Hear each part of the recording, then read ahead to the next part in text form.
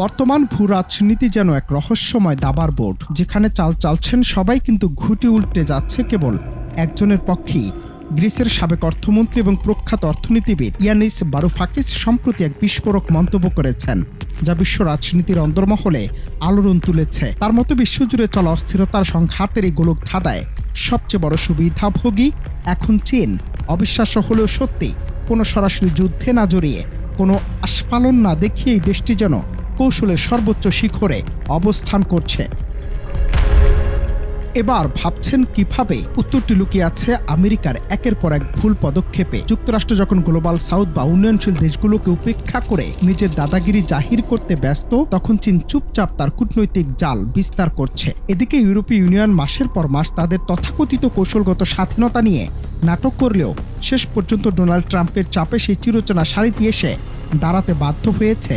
আর সেই ট্রাম্পই কিনা প্রকাশ্য জনসভায় ইউরোপের সেই নজ্জানো অবস্থাকে তাচ্ছিল্য করতেও ছাড়ছেন না।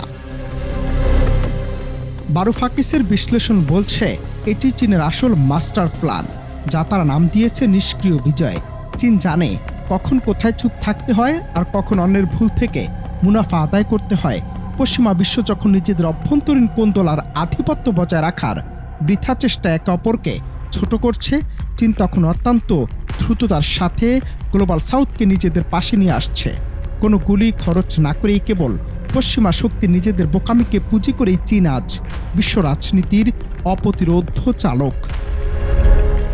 বিশ্বের সংকটকালীন মুহূর্তে পরাশক্তিগুলোর ক্ষমতার এই অদল বদল, তা সত্যি শিহরণ জাগানিয়া।